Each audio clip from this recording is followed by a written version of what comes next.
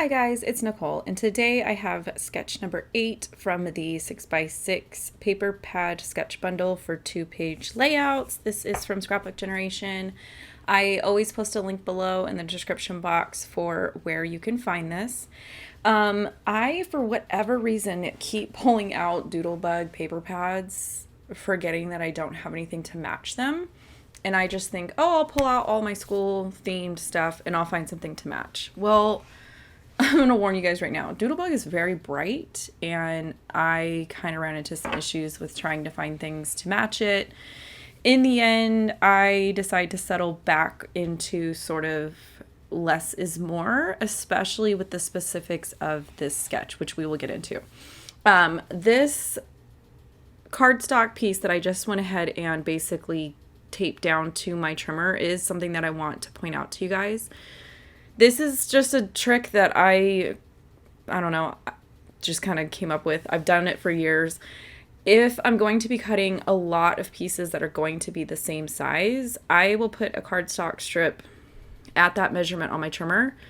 That way, all my paper pieces sort of butt up to that, and I know that they're going to be the same size, and I don't have to rely on me and my eye lining it up to the line on the trimmer. We all know that when you do that, sometimes you're covering the line, sometimes you are in the center of the line, sometimes you can see the whole line on your trimmer. So how I get around that is I just take a scrap piece of cardstock, I take my ATG, and I attach it to my trimmer. It comes off very easily. I have a tendency to forget to take it off for a while, so if it's still on there in the next couple videos, I apologize. I don't remember if it's there or not, but I did want to point that out to you. Another alternative is obviously you could have used like square dies or something like that. To me, it was just quicker to just go ahead and do that. And then I did speed up some of the early clips in this video just because it was just mostly a lot of cutting and gluing paper down. And then I was chatting with some scrapbook friends this night as well.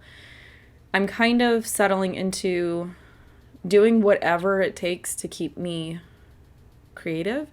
And sometimes that means chatting with friends. Sometimes that means listening to a podcast. And lately that kind of means scrapbooking at night. So if the lighting is weird, I apologize for that. My lights are very bright, but sometimes it's hard for me to determine in the viewfinder if it looks dark to you guys. Sometimes it looks weird even on here. So just as a heads up if the lighting starts to look weird.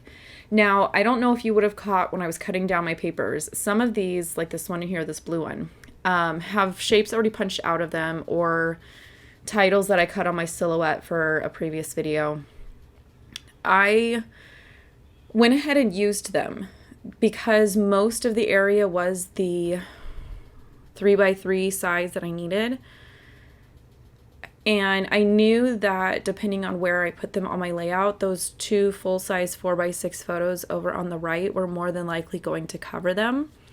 So I went ahead and used it. And that was just something that I also wanted to point out, that don't overlook your scraps just because there might be something punched out of them or, you know, they're not a complete perfect square. Even if I had some scraps that were maybe 1x3 inch, I could have used them over on the right based on where my photos are going to end up landing. And then I wanted like a notebook pattern or like a grid pattern to be able to put my title and my journaling on. The sketch shows basically, okay, so you've got all these 3x3 squares, and the sketch shows that that third row where there would be 3x3 squares is actually a 3-inch wide strip going across all 24 inches of the layout. But the piece that I pulled out, I had already used, and it was like 10 inches wide instead of 12 inches wide. And I did go through and kind of look for another pattern, but I really just liked that one. So I chose to just not have it extend all the way to the left and the right. I chose to just go ahead and drop in an extra 3x3 square on the far left and the far right. So again, I will change the sketch to make it work for what I need it to work for. And I'm sure that's just kind of a byproduct of using their sketches for so long that you kind of figure out what changes you like to make, what changes are easy for you to make, which ones maybe you need a little bit more time on. Like when I get to video or sketch number 10, I think, I'm probably going to have to do a screen capture to be able to show you guys when I modify the photos, how I kind of get them to work, if that makes sense. Just wait for sketch 10, I guess. But again, I'm kind of in this phase where, is this my favorite layout? No. But the memory is documented. The photos are scrapped. When my daughter looks at this layout, she will enjoy it. I don't know. I think I'm just kind of like, I'm excited when I prep everything, and I think in the moment, like, oh, these supplies are going to work great.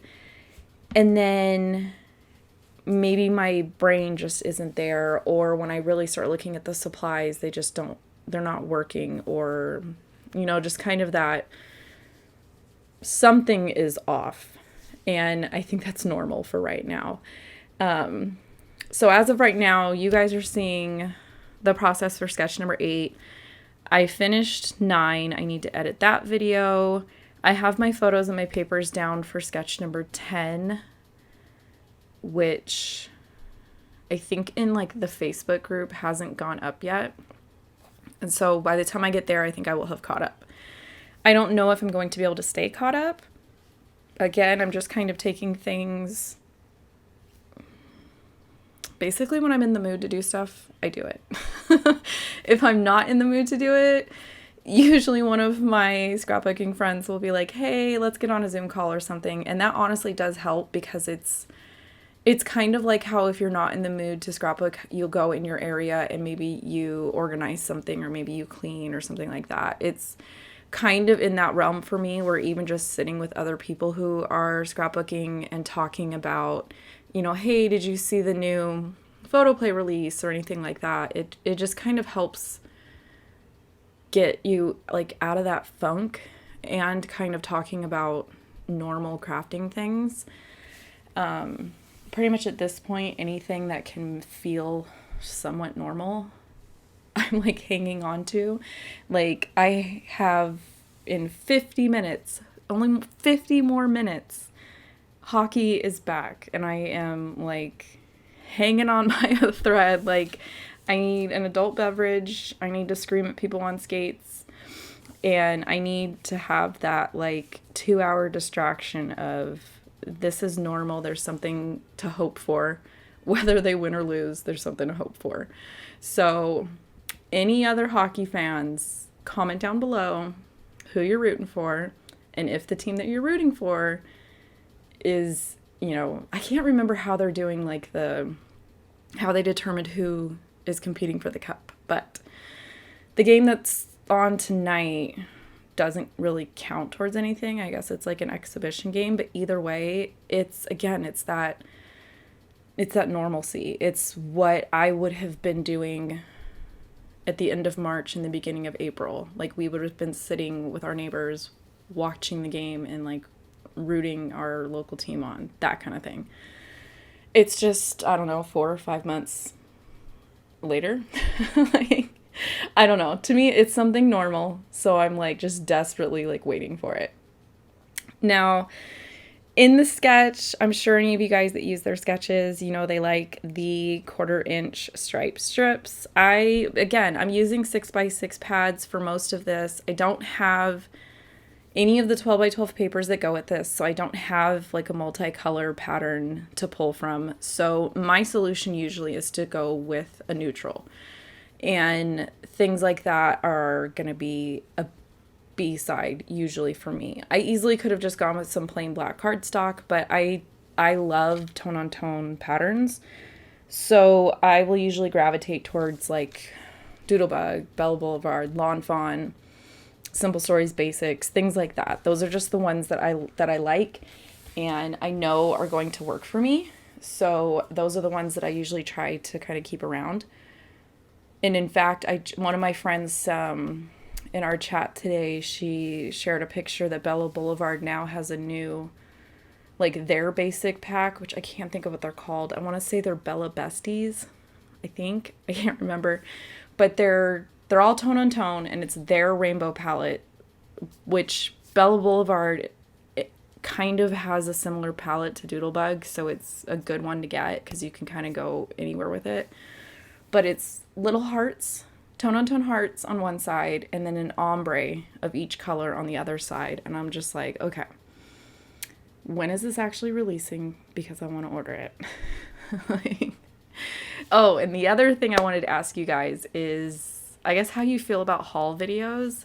I mentioned not that long ago in a video that if I can find a link to something that's available, I will post it. It will probably be through scrapbook.com if I can find it. If not, I'll link to wherever I can find it.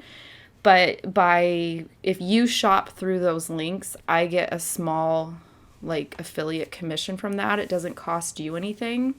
But some of you guys have actually using those links. And again, I 100,000% appreciate that.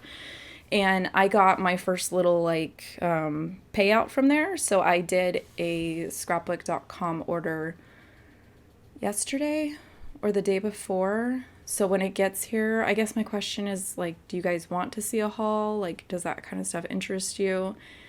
It was kind of an odd order. Like, I went back and ordered the embellishment die cuts that match this school line so that the next time I use this 6x6 pad, I've got some matching embellishments and more, like, brighter color school embellishments. A lot of the other school collections I have are more muted, more in, like, the Jelly Bean Soup muted rainbow, or I think I have an Echo Park one. But I got, like, a couple ink pads, a couple sets of dies, a couple stamp sets. I'm trying to think. I didn't really get, like, paper or anything like that. So it was just kind of a one-off order. And I went through, like, the new section. I found a couple new things that looked interesting. So I guess let me know how you guys feel about haul videos. I know some people are, like, really against them. I don't really care. I'll watch pretty much anything at this point, and I'm talking almost anything. Like, that's where I'm at in my my YouTube viewing history here. So yeah, I guess let me know about that too down below. So here I'm getting towards the end of the process here. I basically just went with the title of Glad to be a Grad. So this is my daughter's preschool graduation, and when it was getting closer and closer, she was getting super excited because she kept telling me about, now that she was graduating, that she was done and she never had to go back to school again. And I just kind of laughed at her, and I was like, oh, honey, you got like 13 more years to go, you know, unless you decide to go to college, and then you have even more. So we just kind of were like, okay, yeah, you know, keep going with that. And then, you know, we had to break the news to her and tell her, like, you know, this was just kind of like practice school. You're about to go to real school. And she, you know, of course had to have a preschool aged meltdown. But for her graduation ceremony, like, she was super excited that the kids had been separated into groups where they each had, like, a line that they were going to say between the songs.